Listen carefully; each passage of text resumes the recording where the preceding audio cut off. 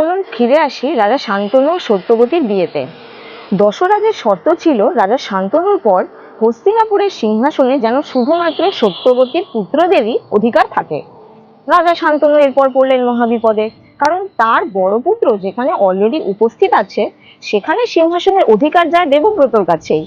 উপায়ান্তর না দেখে রাজা ফিরে এলেন রাজ্যে।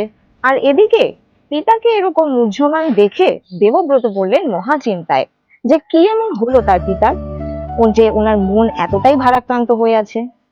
আবার এদিকে রাজাও কিছু বলতে পারছেন না দেবব্রতকে। কিন্তু দেবব্রত মন্ত্রীদের থেকে খবর পেলেন যে রাজার দুঃখের কারণ কি, এবং সাথে সাথে গেলেন দশরাজের সঙ্গে দেখা করতে। দশরাজ কিন্তু সেই একই শর্ত দিল যে সিংহাসনের উপর শুধুমাত্র অধিকার থাকবে সত্যবতীর পুত্রদের, আর দেবব্রতের অ্যাবসেন্সে যদি তার পুত্ররা সিংহাসন দাবি করে তখন তখন তাহলে কি হবে? দেবব্রত তখন নিয়ে বসলেন এক ভীষণ কঠিন শপথ যে তিনি আজীবন ব্রহ্মচারী থাকবেন।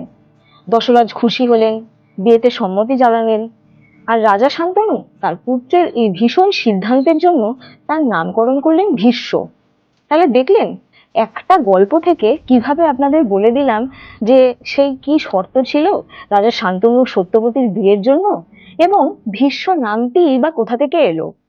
এরকম আরো গল্প শোনার জন্য আপনাদের থাকতে হবে আমার সঙ্গে, কারণ আপনাদের সহযোগিতা আমার একান্ত কাম্য। লাইক, শেয়ার, কমেন্ট ও সাবস্ক্রাইব করতে ভুলবেন না। দেখা হবে পরের ভিডিওতে। For now, by.